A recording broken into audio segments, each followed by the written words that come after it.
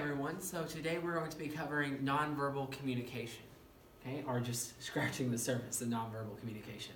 Before we do that, I want to kind of go over last week's activity.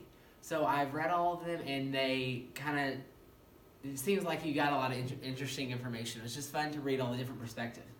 And there are a few of them that I was kind of disappointed that a lot of you didn't find, or that you saw different things, but it's okay because we all have our different perspectives. But some of the things I want to point out, like a lot of the newer terms, filter is something that's also in a coffee or different things like that. And a few of you talked about it, but it's also a Snapchat thing, especially with generations who you're using Snapchat. Filter is a huge Snapchat thing and a huge thing within this generation. And then also when looking at cookies, all of you put different cookies like you eat, like Yum Yum. But a lot of people also can think of the cookies that block your computer from doing certain things because you have too many cookies in your computer. So just different things like that. And also roaming. A few of you put actual cell phone roaming, but most of you put like roaming around, looking around, and just kind of roaming. But very few put roaming how your cell phone is. So it just shows that generations and different things like that change, and how a lot of people today could think of roaming being with cell phones, but our grandparents might think roaming is actually roaming in the forest, lost. But that was last week, and now focusing on this week, we're going to be going over nonverbal communication. So looking at nonverbal communication, there are many different things that encompass it. There's actually more nonverbal communication than there is verbal communication, because verbal is literally just the things coming out of my mouth. But nonverbal is everything that goes with it. My hand gestures, the pitch of my voice, the different things that I'm doing, my attire that I'm wearing, all of that. So let's kind of dive into that. So going in, what is nonverbal communication? It's communication without words. Again, the verbal words I'm saying is verbal communication. Everything else is the communication without words. And you can communicate by a lot of different things, such as space, gestures, facial expressions, touch, vocal variation, etc. We're going to be covering all these a little bit more in depth, but this is what covers nonverbal communication. It covers the majority of actually how we communicate. But people don't really look at nonverbal being as important as verbal because it's not the physical words. So body communication. Okay? As Ursula in Little Mermaid tells us, body language is very important when you can't have verbal words, right? But this is kinesics. This is how your body moves. A lot of you might actually have the major in social science, in SES, so looking at how the body moves and different things like that. That's kinesics, how the body works. Okay, this is the study of communication from facial expressions and body movements. Okay, so what I'm doing right now, that goes into kinesics. My facial expressions and all of that go into kinesics. And it goes with emblems. There's a lot of things with emblems, such as a thumbs up or a middle finger could be an emblem, different things like that. And Barney Stinson tells us that high fives could also be an emblem, okay? And then moving on from illustrations, I try to draw you a picture with my hands, or the words that I'm saying could help do illustrations, but it's everything that I'm using to assist with that. And that also goes into the facial expressions that I'm doing to try to get you to get closer to the picture, okay? And then effective displays, that just kind of how, like, move over that way to the left, okay? And then regulators and adapters, which we'll cover in a little bit more in depth. So moving on to facial expressions. This one is really just masking, because we're going to cover eye emotion basically a little bit later, but this is just masking. Basically what it says is when someone is talking about something and they might tell you something and you don't want to show an emotion, you just mask it. If someone tells you that they're dating this guy you like or a girl you like, you're not going to show them like you hate them and you want to punch them. You're just going to mask and be like, oh my gosh, I'm so excited for you. But later, you're going to scream at someone or just scream at the pillow or different things like that. So that's what masking is when you're not showing your true emotion with your facial expressions, okay? But facial expressions are very big because we can tell if someone's happy or not happy just through facial expressions, unless they are masking. And then eye communication. So eye contact is very, very crucial when you're looking at it. It also depends on which culture you come from. Some cultures, they actually like to make straight eye contact the whole time. And that's all you do, is you just stare at them and stare at them and stare at them, which makes it really awkward. And our culture here in America, we really like to look at someone and then we kind of look away a little bit and then look at someone, but we don't just stare at each other the whole time unless it's more of an intimate relationship. But also, eye communication is one of the ways that we can visually dominate someone. Like if someone's doing something you don't like, a little kid or something, you can look at them and stare at them and they know that you're doing wrong. But in some Asian cultures, staring is just the way you communicate, it's the way you talk. If you don't actually just watch someone without looking away, that's actually disrespectful. So you have to know that culture is different for each. And then eye avoidance. Sometimes when you do something wrong, you can't make eye contact. So we always ask people, look at me in the eyes and tell me the truth. And they can't because they want to do that. And they're trying to get away from that wrong that they've done, and we're trying to avoid. Also, when I actually teach a class full of students instead of just online, I know when students don't have the answer, or when students don't have their homework, or when they're trying to avoid me because they're not looking at me. They're trying to make me feel like they don't see me, they're trying to make it seem like I'm invisible, where I can't call on them, even though I still easily could if I wanted to. But if they don't have the answer, then I don't want to call on them, right? But eye communication is a lot because you can tell if someone's lying or not lying. If you go into some forensics or police force or different things like that, they use eye communication all the time. There's a lot of things, if you're lying, you look a certain way and different things like that. And I've researched a lot of that information and it's really interesting. So if you want to dive into more of that, you can. But for today's lesson, we're just going to cover the two basics. And then looking at proxemics and spatial communication. Proxemics is the distance between people, the study of space, okay? So looking at how people structure the space around them. So do you put a water bottle there, or do you put a person right by you? Are you hugging someone the whole time? Do you like to have your distance? In your room, do you like to have everything cluttered and then some space over here? So it's how you use the space. And that tells us a lot about people. If you don't like to be close to someone, we know that you're more of a person who likes personal space. But if you're one of those people who just has no personal bubble, no boundaries, then that tells us a lot about you, and you communicate to us just how you format everything around you, okay? Now, there are 4 different levels when looking at space between people, okay? So you have the sender and the receiver looking at our communication model. Now and there are 4 different types. The first one is intimate distance. That's when they're very close, 0 to 18 inches. You're very intimate with someone. You're not scared to be right by them and just be talking to them and be close to them, cuddling with them or different things like that. And it goes to personal distance. And personal distance is where you're pretty good with a friend. You can be right by each other and you can still talk and you're like about a feet or 2 apart and you're still comfortable because you're close to that person. And you're there, you can talk, but it's not like you're face to face, okay? And then there's social distance. This is more where you're along the lines that you're kind of like at a social event, at a party, different things like that. You're going to not stand so far away from the people because you're going to get close to your friends, which is a personal distance. But if you're close to the friend and there's someone over there, you're going to kind of stay a good distance away and kind of talk to them from a distance. And you're not going to get straight up close to them unless you know them a little bit more, which is personal distance. And then finally, there's public distance. This is more of the public speaking. When I'm public speaking, I'm not going to get right up by someone and be like, hello, how are you today? Today I'm going to tell you about the public speaking event I'm talking about. That's awkward, right? Now, this actually goes into when you have one person versus a lot, or you have more of a forum and different things like that. But this is in the public, where you're kind of doing that. This is not just going through Walmart and their aisle is packed, so you have to go through and weave. That doesn't count because you're not really communicating with that person. But some of us might love that, being jam-packed, and other ones might say, I'm going to avoid the aisle, honey, you go down, right? And that tells us a lot about who you are. Now moving on, there are different territorial spaces that you can do. So let's look at the 3 main ones. Primary territory is your room. This is my space. This is my bed. This is my couch. This is my room. This is my everything. This is mine. This is the space I use to express myself. The posters on the wall and different things like that. This is mine. And then secondary territories is when you go to a classroom, not online, you actually sit down, that's your seat. And when someone else tries to sit in your seat, it's like, oh my gosh, that's my seat. But that's your seat in the classroom, right?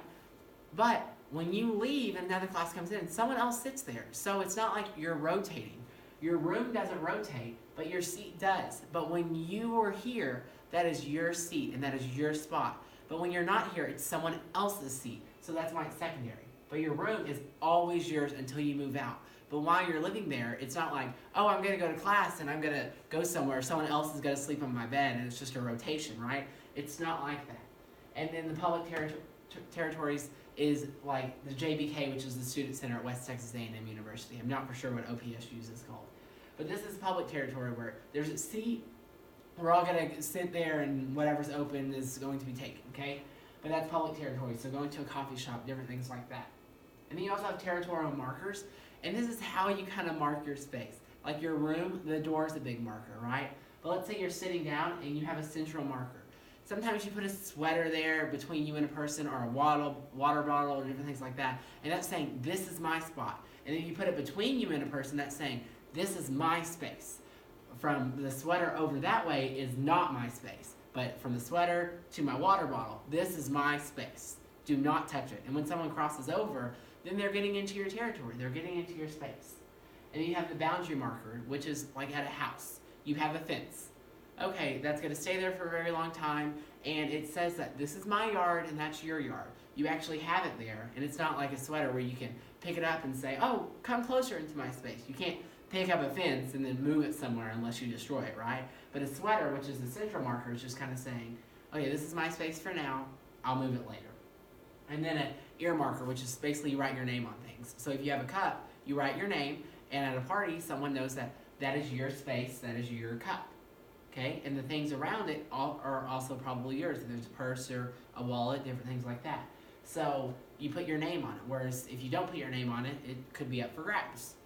So that's different how we mark our territories, and that's how we use spatial communication.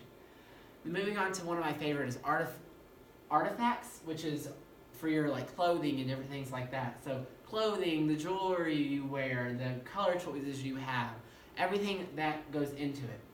And actually how you use the space of it. So it could also be the things you put up on a wall. But some people like jewelry all over. That goes into the decoration of space, right? But it's also decoration of space on your wall. But if you're wearing a wedding ring, that tells me that you're married or engaged, or it's a promise ring, different things like that, right?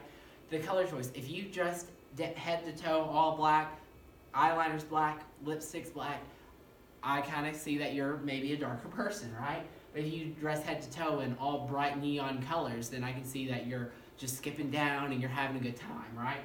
So that tells me a lot about who you are. If your shirt says OPSU, I know that you're probably supportive of OPSU, right? So that tells me a lot about yourself. You're communicating all of that without actually saying like, hi, I'm a student from OPSU who I'm pretty gothic and I like to wear no jewelry or whatever, right? It tells us a lot about you just through your clothing. And your clothing is one of the biggest forms of it. And then touch communication. This goes in with the spatial communication, but touch communication goes in with, do you like to be touched? Are you more of a playful person? Are you like emotionally communicated, like, oh, come over here and rub my hair, different things like that. It goes into a lot how you like that, okay? And then paralanguage. This goes in when you're speaking, how your pitch, your rate, your tone, different things like that. If you start talking really fast, I know either you're nervous or you have to get things done and you have to say something before time runs out, right? And then if you just start talking like this, then you can just mean that you're cold, you're nervous, you could just be a high-pitched talker, but I know your normal voice, right? But if you kind of start talking at a slower rate, then I could just think that you don't know what you're talking about, or it could be something that you are more interested in it and you want people to know. I'm going to take this slower because it's a harder topic to understand. So that tells us a lot about what you are communicating, not just the words themselves, about how it's being communicated and what does it mean. Okay? And then it goes into time communication. Are you punctual? How do you talk when your time? Are you always late? Are you responsive? Like on social media, do you respond right away? That kind of tells us who you are as a person. Where do you like to go? If you're someone who's always late, then we know that person's always late and different things like that. Okay? And then silence. The Big Bang Theory teaches us that silence is good. And silence tells us a lot. If there's an awkward silence, you know that something awkward just happened, right? But silence is a good thing, especially in relationships. When you're looking at interpersonal relationships, a lot of times silence means that you hit a point where you know a lot about each other, or it could be you hit a point where you don't care enough about another person and you're ready for this date to be over, okay? But silence is a good thing. It tells us a lot, it communicates a lot, and silence is needed in interpersonal relationships and public speaking. Because sometimes you just need to take a time to take a break, have people read something, and then keep going, even if it's just short silent pauses. Now, in public speaking, you do not need to have a time where you just are silent for 2 minutes because you don't know what you're talking about or you're just confused. Because then it shows people you know what you're doing, and then it gets awkward for 2 minutes, and then we're sitting there and we're like, should we help them? I have their outline here. Should we remind them? And different things like that. Okay? So make sure you have silence at the appropriate times. And remember, silence can be good, but it can also be negative. Okay. And then as we were talking earlier, just remember that different genders, different cultures, different things like that, they have different ways to communicate non-verbally.